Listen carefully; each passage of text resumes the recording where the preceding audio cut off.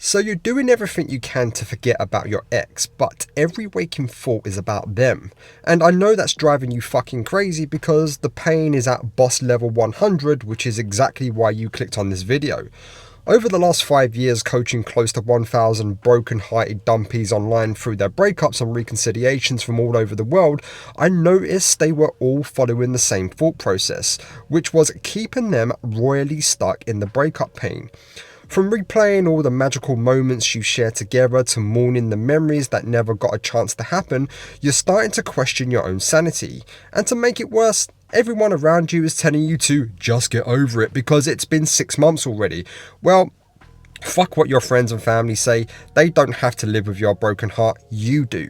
So, here are 5 crazy thoughts about your ex that actually make you a completely normal human being dealing with a heartbreak. Let's start with the most terrifying thought of them all, or at least this is the one that comes up most often when I'm talking to my clients. They've probably moved on already with someone hotter and better than me. So why is this normal? This thought is a direct hit to your self-worth, and after a breakup, your brain is wired to see yourself as the one who lost. You might imagine your ex with someone new, laughing, thriving, and having the time of their life while you're stuck in heartbreak. This fear is amplified by social media, where people only show their best moments, making it seem like that they have replaced you without efforts. That's the thing about social media. People show you exactly what they want you to see. It's all bullshit. Breakups also trigger deep-seated insecurities, making you feel like you weren't good enough or that you were easily replaceable. But in reality, moving on quickly doesn't mean moving on fully. Many people jump into rebound relationships to distract themselves from their own pain. Your ex invested a lot of time, energy, and emotion into you. When they feel they can no longer work with you because something in the relationship stopped working, they experience a threat to their identity. When something threatens their identity, it threatens their emotional survival, and that can feel like they're going to die, much like what you're going through right now. So they won't be very selective about who they get with after they've dumped you. But how can you turn this intrusive thought into an advantage? Firstly, you must challenge the assumption. Ask yourself the following: do I actually know they've moved on, or am I just assuming? Even if they have, does that mean they are happier or just avoiding their feelings? Why does their next relationship define my worth? Secondly, remind yourself, it's not a competition. Your ex's journey has nothing to do with yours, and their decision does not reflect your self-worth. If they are in a relationship, it's not proof that they are happier or better off without you.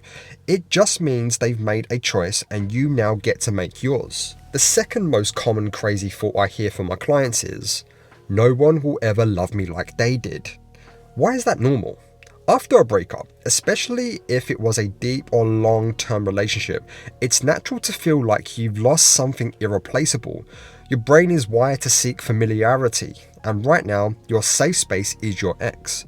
The way they touched you, spoke to you, understood you, it all feels unique, like no one else could possibly recreate that connection. This thought is fueled by fear, not reality. You are not predicting the future, you are reacting to the pain of loss.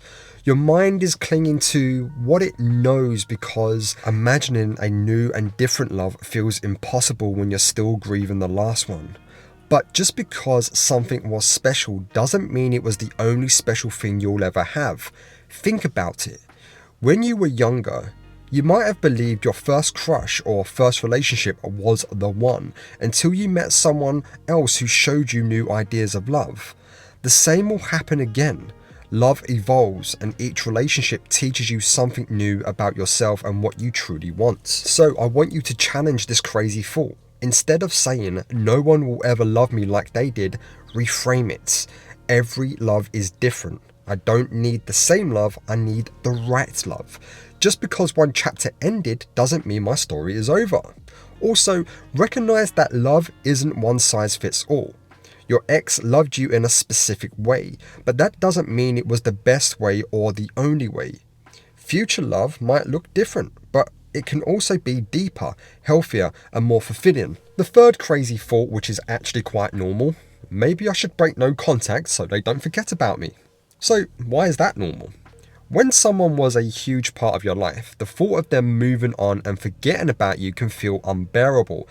Deep down, you might be hoping that staying in their life through a quick text, a casual check-in, or even watching their Instagram stories will remind them of what they lost. Many of my online clients have remained friends with their ex, but this allows the dumper to do one thing, and that is to use you to get over you. This urge is understandably rooted in grief, fear, and just the want of wanting the pain to stop. You are afraid that if you stay silent, they will replace you, move on, and erase your existence from their mind. But in reality, breaking no contact won't bring them back the way you want. It will only slow down your healing, and it will only further validate that your ex was right about you.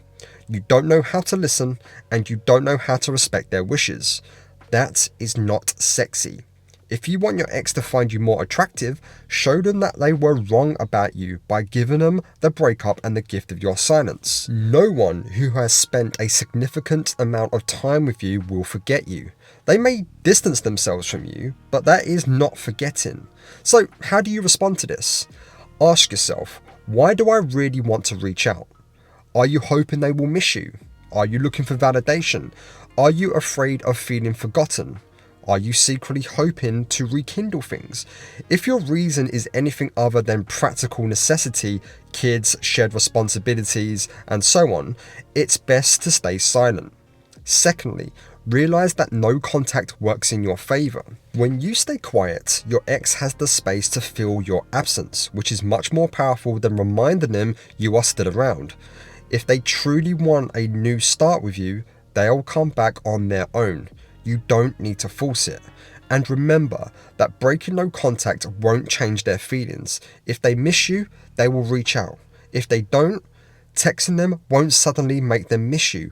And if you broke up for a reason, staying in touch just delays the inevitable rather than solving anything else.